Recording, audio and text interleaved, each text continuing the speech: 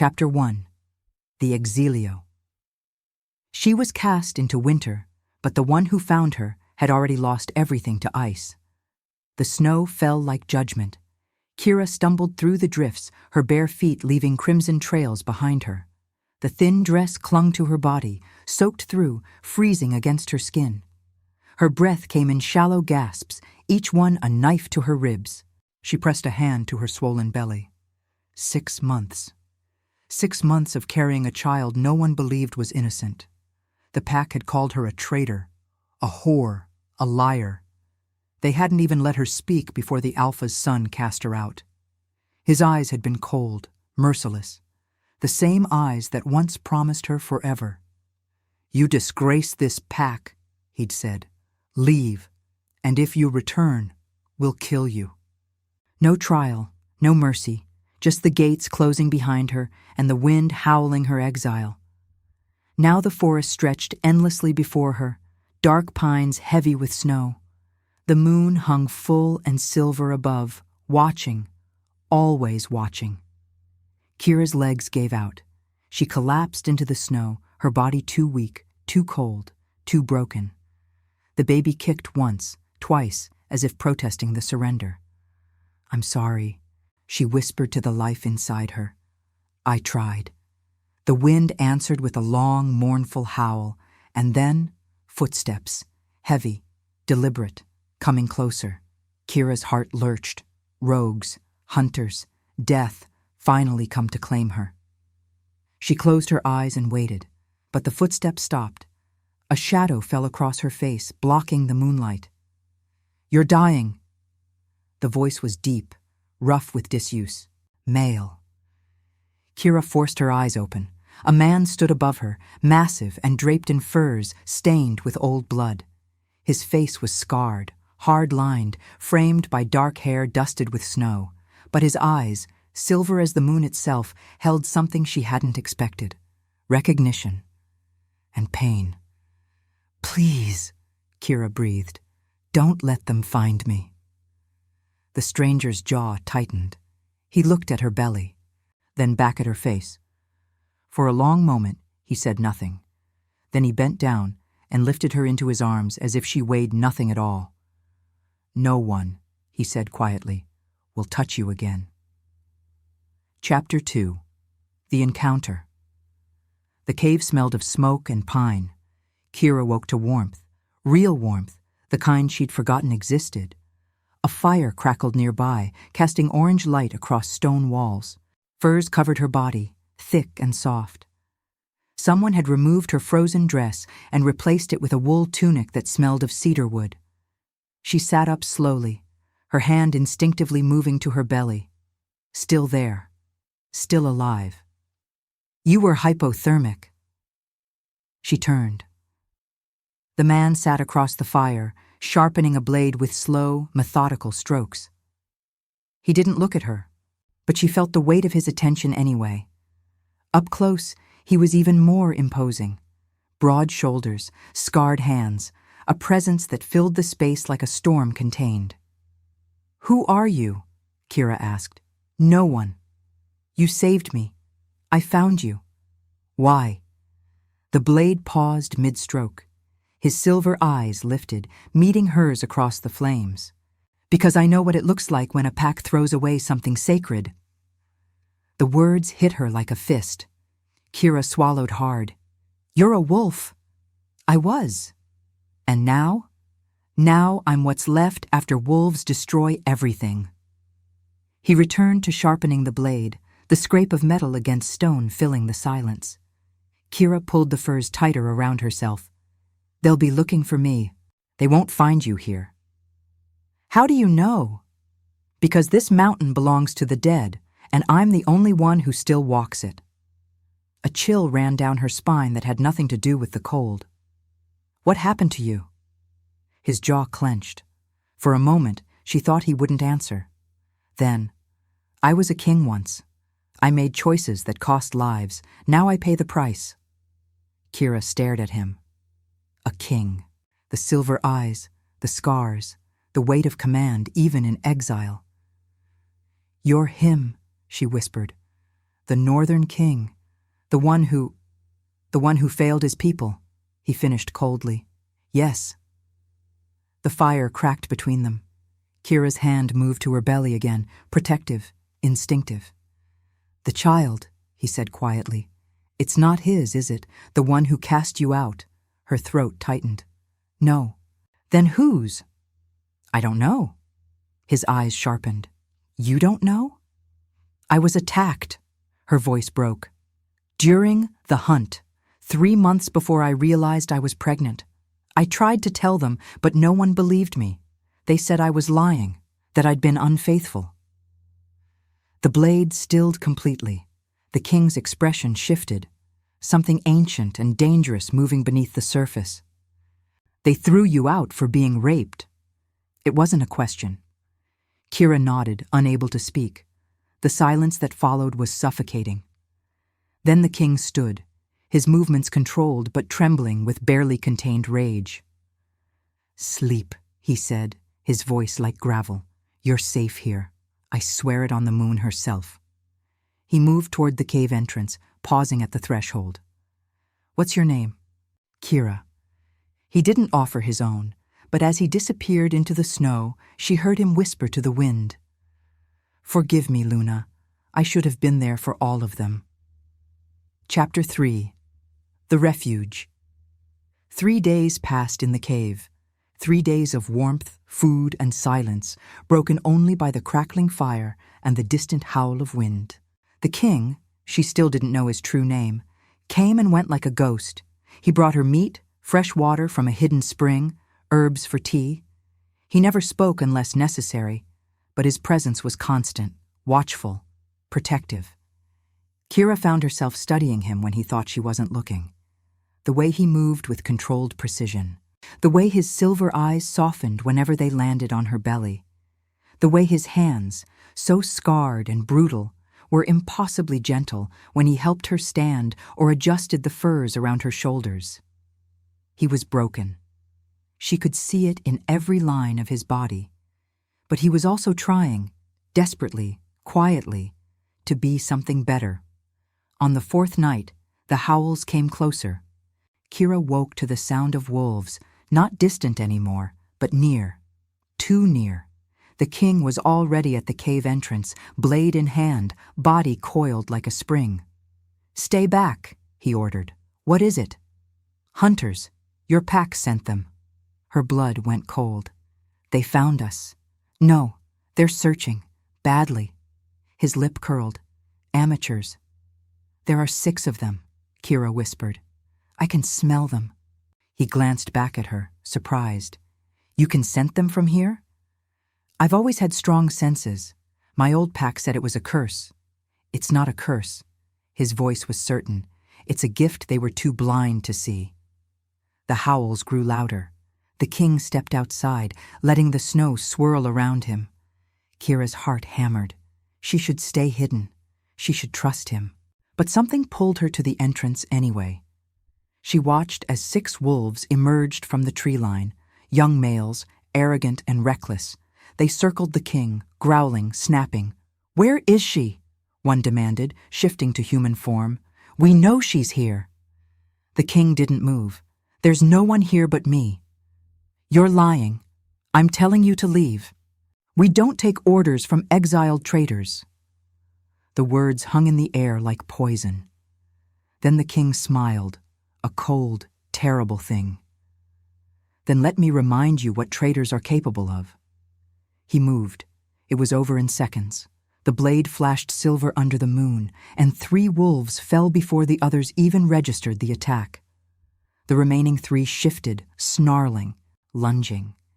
But the king was already among them, faster than thought, brutal as winter itself. When the snow settled, all 6 lay unconscious in the drifts. The king cleaned his blade on the snow and turned back to Kira. Pack your things. We're leaving. Why? Because they'll send more, and next time, they'll bring an alpha. Kira's breath caught. Where will we go? The king's silver eyes held hers. North, to the place where even kings fear to tread. He extended his hand. Do you trust me? Kira looked at his scarred palm, at the man who'd saved her, protected her, asked for nothing in return. She placed her hand in his. Yes. And now, I invite you to leave a trace of your presence in the comments. Tell us where in the world you're watching from, and the exact hour you hear this story. We wish to know how far these northern confessions travel, and at what moments of the night they find you. Chapter 4. The Revelation. They walked for 2 days through endless snow. The king moved ahead, silent and sure-footed, cutting a path through drifts that would have swallowed Kira whole. He never let her fall behind, never let her struggle alone. At night, he built fires with practiced efficiency and watched the darkness while she slept.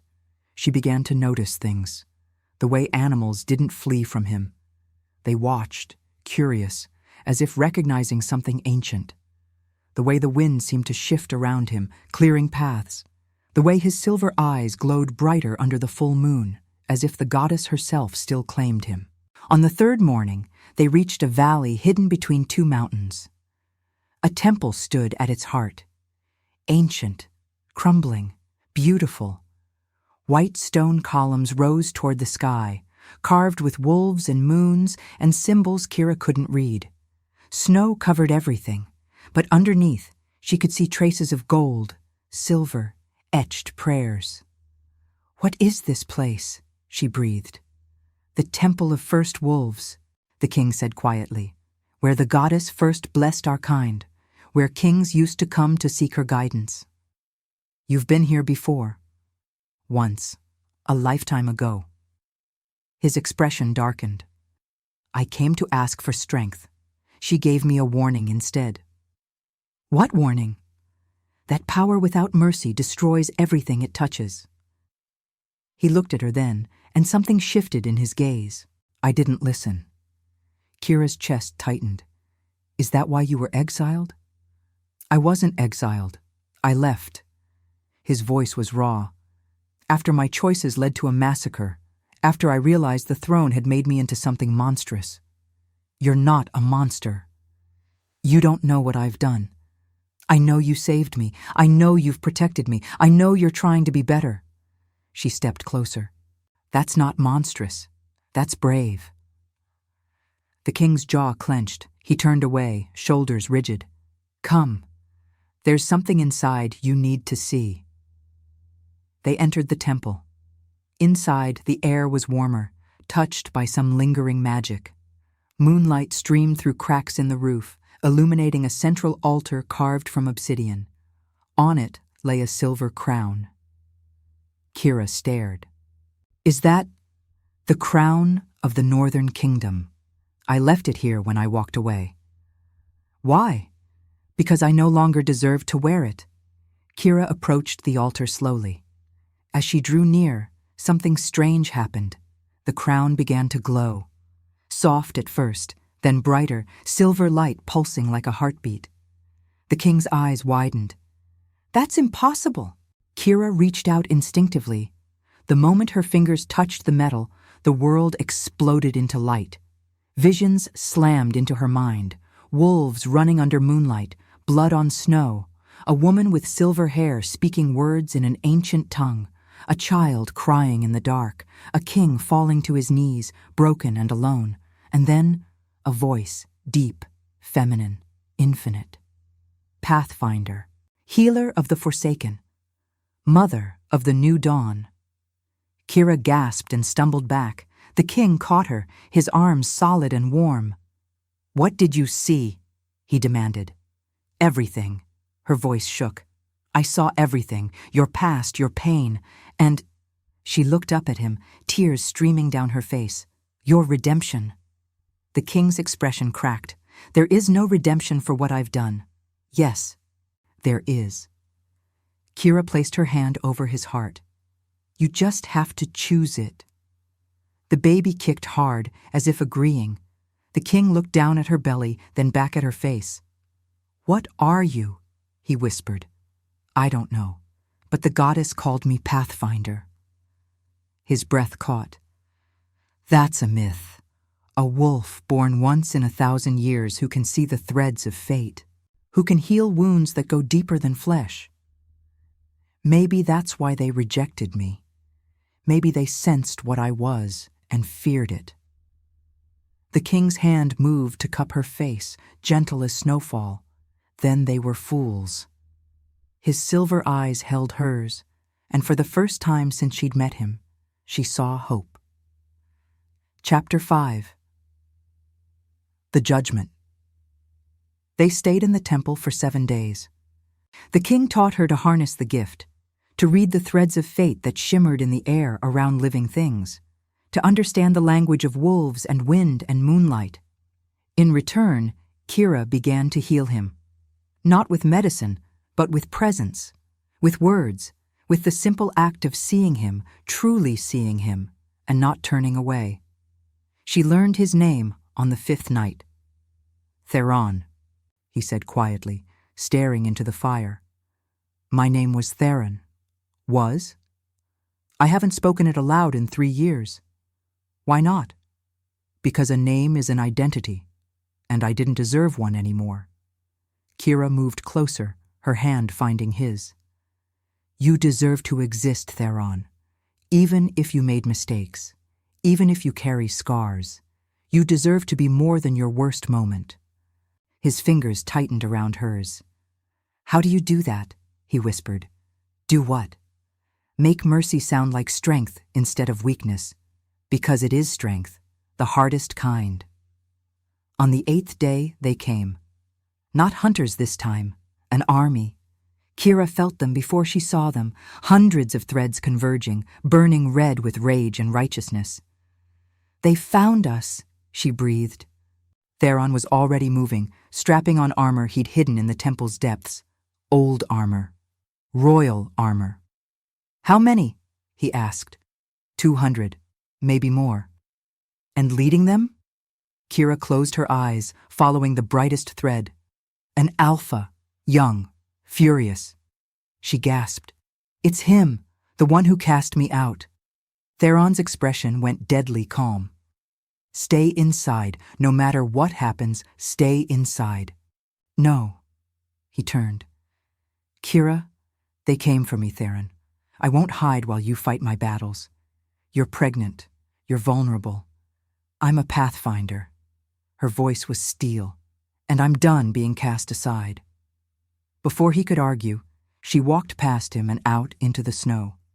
The army waited in formation, wolves in human and beast form, armed with silver and steel and fury. At their head stood Marcus, the Alpha's son who'd loved her once. His face twisted with disgust when he saw her. There you are, traitor. I'm not a traitor, Kira said calmly. I'm a survivor. You disgraced our pack, brought shame on our bloodline. I was attacked. I told the truth. You refused to listen. Lies, Marcus spat. You spread your legs for rogues and tried to blame others for your sin. The words should have hurt, but Kira felt nothing but pity. You're so afraid of the truth, she said softly, that you'd rather destroy an innocent woman than admit your justice failed. Marcus snarled and shifted. Theron stepped between them. The temperature dropped. Every wolf in the army froze. Instinct screaming danger. Because they recognized him now. The scars, the silver eyes, the presence that made lesser wolves want to bow. The Northern King, Marcus breathed. Former king, Theron corrected, but still more than enough to end you. You have no authority here. I have the authority the moon grants to those who protect the innocent. Theron's voice was quiet, but it carried across the valley like thunder. And you, boy, are about to learn what it means to face real judgment. Marcus's eyes darted to his army. Kill them both. No one moved. Theron smiled coldly. Your wolves are smarter than you. They know a fight they can't win. Then I'll kill you myself. Marcus lunged. Kira's hand shot out. The threads of fate lit up around her. Silver and blazing. Time seemed to slow. She saw it clearly now. The path, the choice, the moment everything would change. Stop, she commanded, and Marcus froze mid-leap, suspended in the air by invisible force. The army gasped. Kira stepped forward, her voice ringing with power she'd never known she possessed. I am Pathfinder. I am chosen by the goddess herself, and I declare this judgment. Marcus, son of Alpha Gregor, you are guilty of casting out the innocent, of refusing truth, of leading through fear instead of wisdom. Marcus struggled against the invisible bonds, his face contorted with rage. You have two choices, Kira continued. Return to your pack and tell them the truth, that you were wrong, that you failed me, that mercy is not weakness, or, her eyes glowed silver, face the wrath of the moon herself. I'll never. The light intensified. Marcus screamed as the goddess's judgment burned through him, not killing, but revealing. Every lie, every cruelty, every moment he'd chosen pride over truth. When the light faded, he collapsed to his knees, sobbing. I'm sorry, he choked out. I'm sorry. I was afraid. I didn't want to admit I'd failed to protect you. So I blamed you instead. Kira's expression softened. That, she said quietly, is the first true thing you've said in months. She released him. Marcus looked up at her, broken and humbled. What do I do now? You go home. You tell the truth. You learn to lead with compassion instead of fear. She turned to the army. All of you, remember this day. Remember that power without mercy is just tyranny in different skin. The wolves bowed their heads one by one. Then they turned and left, melting back into the forest like shadows. When the valley was empty again, Kira's legs gave out. Theron caught her instantly. You did it, he breathed, awe in his voice. You changed everything. We did it, Kira corrected. Together. He carried her back into the temple, and for the first time in 3 years, Theron allowed himself to believe in second chances. Chapter 6. The Rebirth. Spring came early to the hidden valley. The snow melted, revealing green beneath. Flowers pushed through frozen earth. The temple, once silent and dead, seemed to wake with the warming air. And Kira's belly grew round and full with life. Theron became a different man in those months. Not the broken king who'd exiled himself. Not the warrior who'd forgotten how to feel. Something new. Something better. He built them a home in the temple's east wing, a place with walls and warmth and windows that caught the morning light. He carved a cradle from ancient oak. He hunted and cooked and listened to Kira's stories with an attention that made her feel precious. And at night, when the moon was full, he would place his hand on her belly and whisper promises to the child growing inside. I will protect you. I will teach you mercy. I will never let you forget that strength and gentleness can exist in the same heart. One morning, Kira woke to find him standing at the temple's central altar, holding the silver crown. What are you doing? She asked. Remembering, he said quietly. Who I was, who I became, who I want to be. And who is that? He turned to face her, and his silver eyes were clear. A man worthy of standing beside a pathfinder, a king who chooses mercy over conquest, a father who will teach his children that redemption is always possible. Father? Kira's heart skipped. Theron crossed to her and knelt, placing both hands on her belly.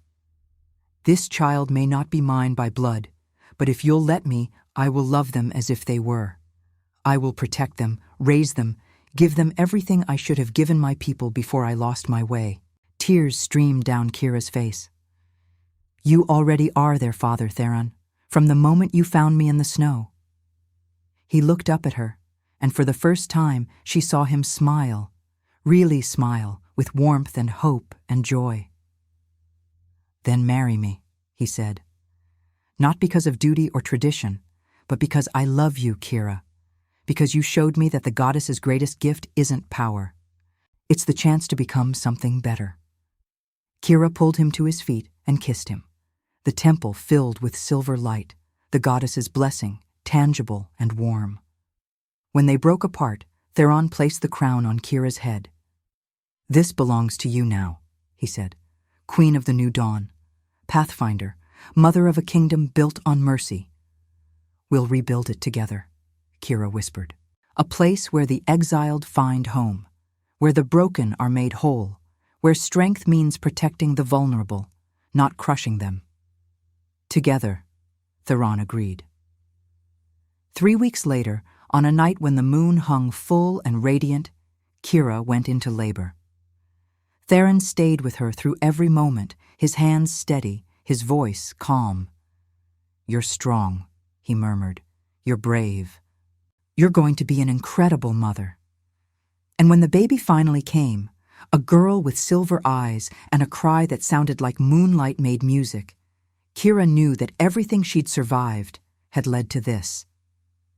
Theron held the child with reverence, tears streaming down his scarred face. "She's perfect," he breathed. "What should we name her?" Kira asked. Theron looked at the baby, then at the woman he loved, then at the temple glowing with divine light. "Luna," he said, "for the goddess who brought us together, and for mercy, which saved us both." Kira nodded, her heart full to bursting. Outside, wolves began to howl, not in mourning, but in celebration. The pack was coming home, not the old pack that had cast her out. A new one, made of exiles and outcasts and survivors who'd heard the legend of the Pathfinder and the redeemed king. They came by dozens, then hundreds, seeking refuge in the valley where Mercy lived, and Theron and Kira welcomed them all. Years later, travelers would speak of the Northern Kingdom in hushed, reverent tones. They would tell stories of the king who'd been broken and made whole, of the queen who'd been cast out and crowned, of the child born under moonlight who would one day unite all the packs under a single law. Power without compassion is no power at all. But on that first night, with spring rain falling soft outside and their daughter sleeping between them, Theron and Kira simply held each other and marveled at the impossible truth. They had survived, and in surviving, they had learned to live. Subscribe if you believe mercy can crown even the fallen. Comment Luna if you'd walk through the storm for someone who saw your worth. Like if you believe rejection can become destiny. Chapter 7. The First Test. The child grew quickly. By her first birthday, Luna could shift, something unheard of in one so young. Her eyes remained silver, bright as her father's, but her hair was dark like Kira's, wild and untamable. She was special. Everyone could see it. The new pack, now 300 strong, treated her like the miracle she was. But Kira worried. "She'll carry expectations she didn't choose," Kira said one evening, watching Luna toddle through the temple courtyard. Theron sat beside her, his hand finding hers. "Then we'll teach her that expectations don't define worth, that she can be whoever she chooses to be.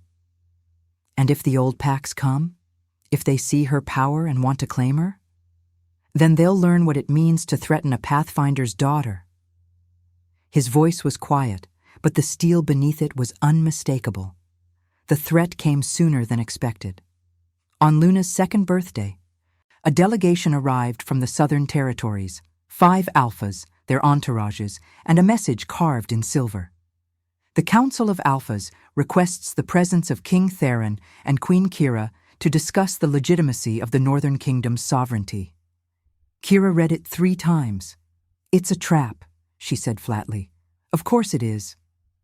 Theron studied the message with cold calculation. "They want to test our strength, see if we're vulnerable.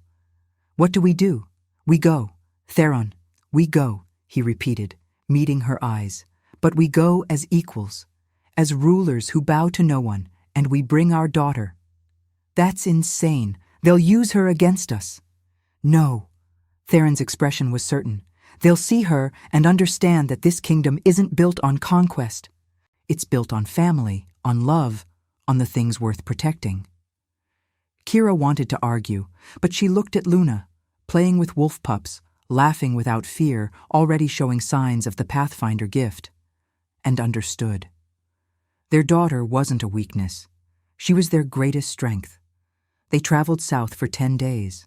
The delegation met them at the border of the Southern Territories, a massive stone fortress that reeked of old power and older cruelty.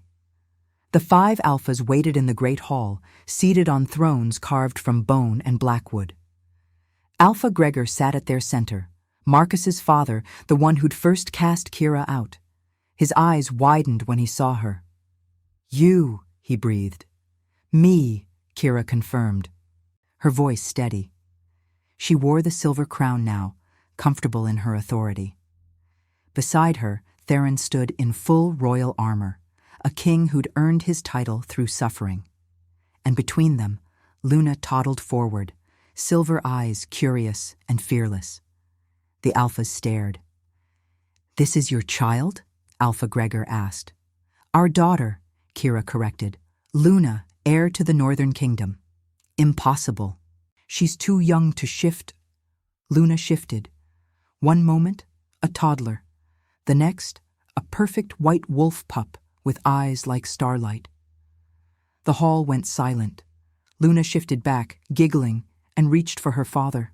Theron picked her up, his expression proud and protective. "You requested our presence," he said calmly. "State your purpose." Alpha Gregor recovered first. "The council has concerns. Your kingdom accepts rogues, exiles, criminals. You offer sanctuary without vetting. You undermine pack authority." "We offer mercy," Kira said, "something you've forgotten the meaning of. Mercy makes you weak. Mercy made us a kingdom." She stepped forward. "While you hoard power and crush dissent, we build something better.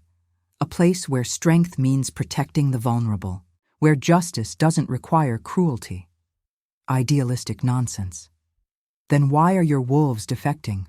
Theron asked quietly. "Why have 12 of your pack members requested asylum in our territory this month alone?" Gregor's face went red.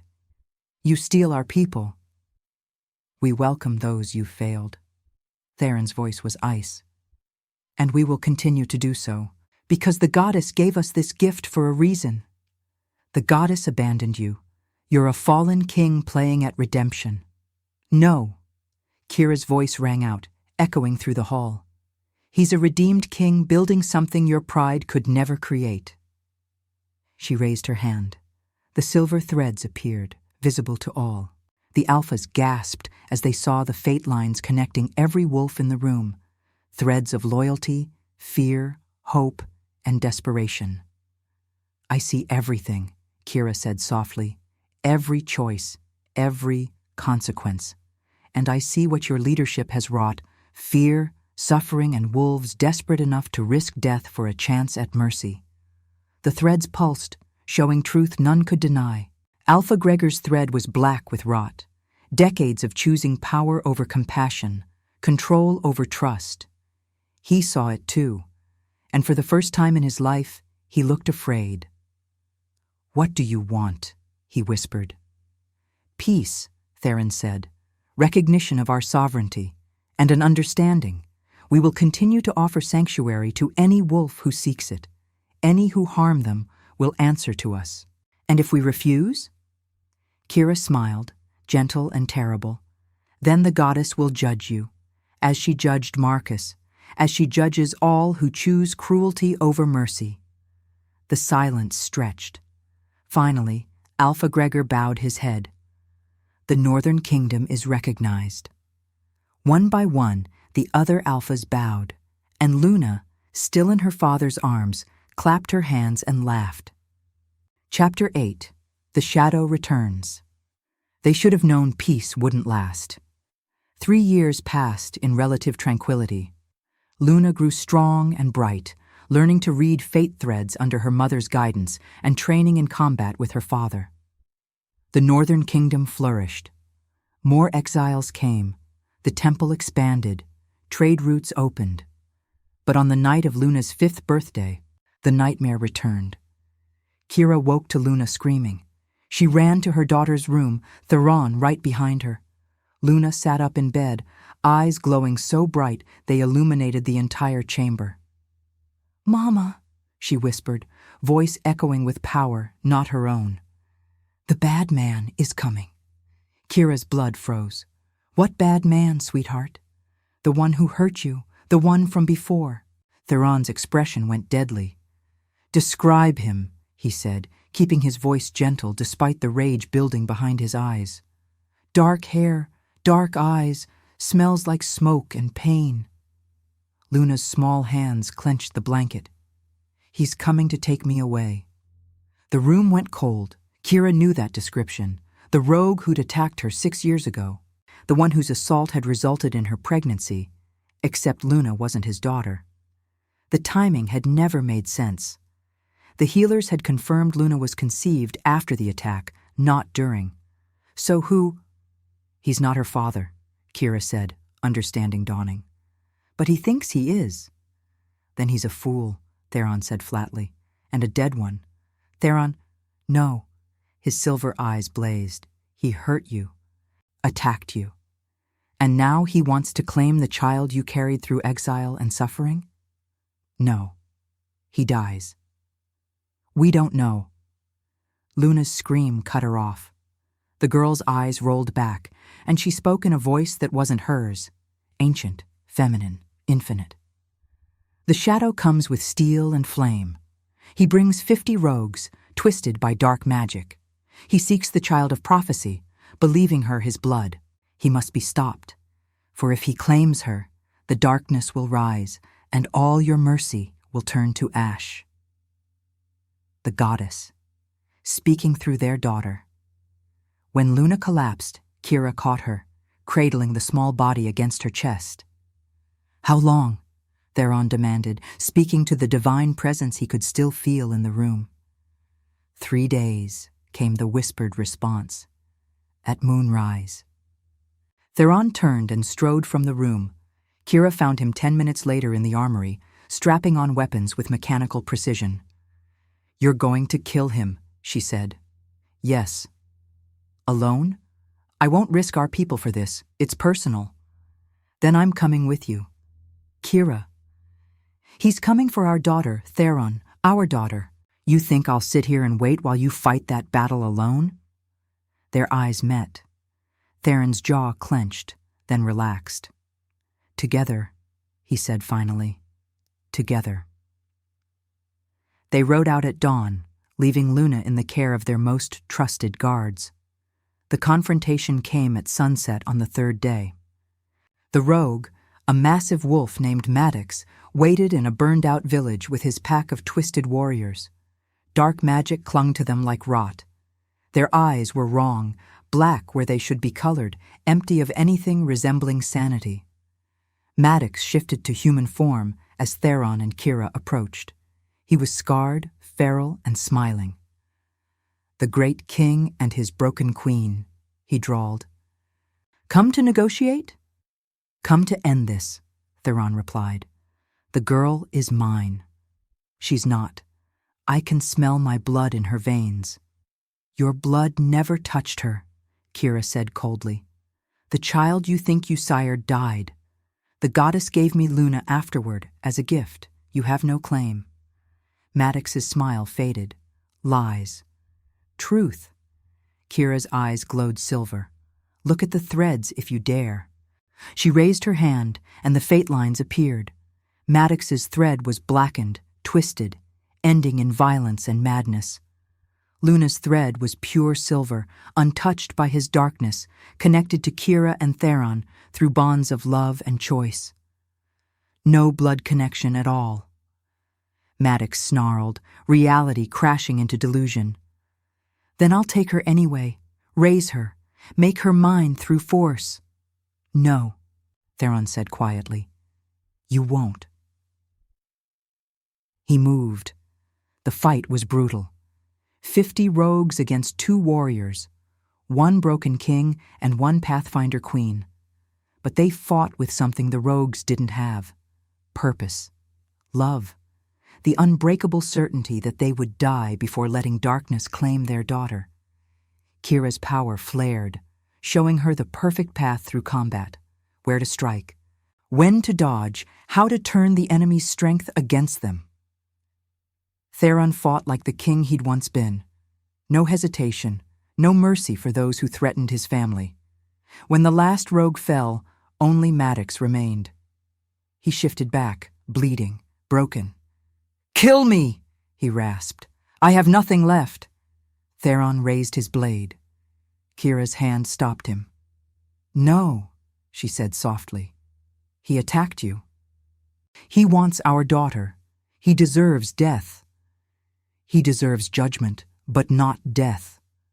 She knelt beside Maddox. "The darkness in you isn't all your fault. Someone twisted you with magic, fed your obsession, aimed you at us like a weapon." "Who?" Theron demanded. Maddox laughed bitterly. "Does it matter? I'm already dead." "It matters," Kira said, "because whoever did this will try again. Tell us, and we'll make sure you die with purpose instead of emptiness." Maddox stared at her, this woman he'd destroyed who now offered him meaning in his final moments. "The Alpha," he whispered. "Gregor. He wanted your kingdom destabilized, wanted you to look weak.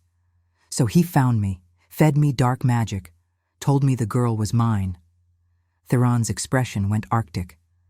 "Then Gregor has made his last mistake." He ended Maddox quickly, mercifully. Then he turned south, toward the territories where old power still clung to old cruelty. "We go to war?" Kira asked. "No." Theron's smile was cold.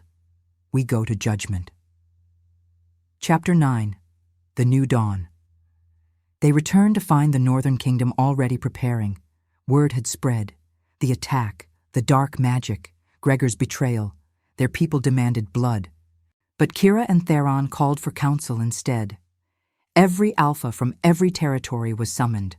Not requested, summoned, with the weight of divine authority behind it. They came. Because they'd seen what happened to those who ignored a Pathfinder's call. The meeting took place in the temple, under the moon's full light. Gregor arrived last, flanked by guards, his expression defiant. "You have no authority to summon me," he declared. "I have the authority the goddess grants," Kira said calmly.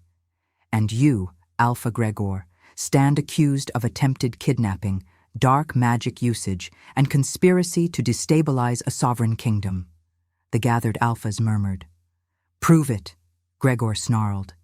Kira raised her hand. The threads appeared, all of them, visible to every wolf present. They showed everything: Gregor's meetings with dark practitioners, his manipulation of Maddox, his payments to rogues, his plan to destroy the Northern Kingdom and claim its territory. The evidence was irrefutable. Gregor's face went ashen. I was protecting pack hierarchy. Your mercy undermines our authority." "Your authority is built on fear," Theron interrupted, his voice carrying the weight of kingship. "Ours is built on trust. And today, you'll learn which foundation lasts." He turned to the other alphas. "You have a choice. Continue supporting leaders who rule through cruelty and control, or join us in building something better. A confederation of packs where strength means protecting the weak, where justice doesn't require brutality, where exiles find home instead of death." "That's impossible," one alpha protested. "Wolves need hierarchy, order, discipline." "We have all three," Kira said, "but we temper them with compassion, with the understanding that power without mercy is just another form of tyranny." "And if we refuse?" "Then you remain in your territories, ruling as you always have." Theron's expression was neutral. "But know this, every wolf you exile, we will welcome. Every injustice you commit, we will remember. And when your people finally tire of living in fear, they will have a place to go." The silence was deafening. Then one alpha stood, then another, then a dozen. They knelt, not in submission, but in alliance. "We join the Northern Kingdom," they said in unison. "We choose mercy." Gregor watched his world crumble. "You're destroying everything," he whispered. "No," Kira said gently. "We're building something new. You can join us, truly join us by changing, by learning, by acknowledging your mistakes. Or you can step down and let someone wiser lead your pack." Gregor looked at the kneeling alphas, at the threads of fate showing his isolation, at the daughter he'd failed and the son he'd broken. Finally, he bowed his head. I choose to step down." A collective breath released. Marcus stepped forward, older now, wiser, marked by the years he'd spent learning to lead with compassion instead of pride. "I'll take the mantle," he said quietly, "if the pack will have me." They would. And so the territories realigned, not through conquest, but through choice. The Northern Kingdom became something unprecedented, a confederation of packs united by shared values rather than forced hierarchy. It wasn't perfect. There were disputes, disagreements, moments when old habits clashed with new ideals, but it worked. Because at its heart stood a redeemed king and a pathfinder queen who'd learned that true strength meant choosing mercy even when vengeance would be easier. 10 years later, Luna stood at the same temple altar where her mother had first touched the silver crown. She was 15 now, tall, strong, silver-eyed, and fierce. Before her knelt 300 young wolves from across the territories, come to take their oaths as the first generation raised in the new way. "Do you swear," Luna said, her voice carrying her mother's authority and her father's strength, "to protect the vulnerable, to offer mercy before judgment, to remember that power is a gift meant for service, not domination?" "We swear," came the unified response. Luna smiled. Her parents stood behind her, older now, graying, but still radiant with the love that had saved them both. Theron's hand found Kira's. "We did it," he whispered. "We did," Kira agreed. Outside, the moon rose full and bright, bathing the valley in silver light. Somewhere in that light, the goddess smiled. Because this was her design all along. Not wolves who never fell, but wolves who learned to rise. Not kings who never failed, but kings who chose redemption. Not strength without gentleness, but power tempered by love. The Northern Kingdom would face challenges, threats, moments of doubt, but it would endure, because it was built on the one foundation that never crumbles. The certainty that mercy, given freely and chosen daily, is the only power that truly lasts. And in that temple, under that moon, 3 generations of wolves stood together, broken and healed, exiled and crowned, rejected and reborn, living proof that the greatest stories aren't about those who never fall. They're about those who fall, and then choose to rise anyway. Subscribe if you believe mercy can crown even the fallen. Comment Luna if you'd walk through the storm for someone who saw your worth. Like if you believe rejection can become destiny.